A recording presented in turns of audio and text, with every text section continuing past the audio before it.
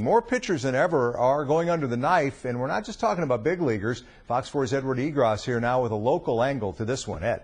Well, Mike, it's been 40 years since Tommy John was the first to have the surgery named after him. And since then, it's become an epidemic. 27 major league pitchers have had or will have Tommy John surgery this year alone. And while the number of high schoolers having the procedure is increasing, it has led to some interesting alternatives.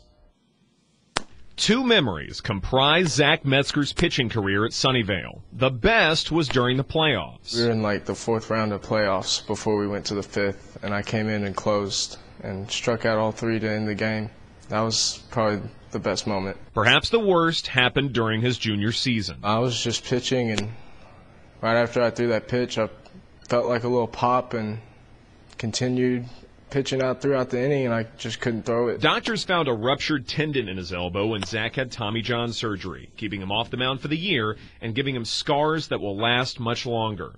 The American Sports Medicine Institute says the number of Tommy John surgeries among high schoolers has gone up by at least 20% every year from 2004 to 2011. It's devastating. Zach's former coach thinks part of the problem is having pitchers throw year-round. The overuse of arms is just something that it's kind of gotten out of control a little bit. Arden says pitch counts and breaks should help. I'm not sure where we go from there. Mark McClure says he has a solution. He's the managing director of Dallas Peak Performance, a rehab clinic that uses patented electrical currents to stimulate muscles. Your muscles are shock absorbers, so what's happening now, the biceps and triceps are no longer absorbing force.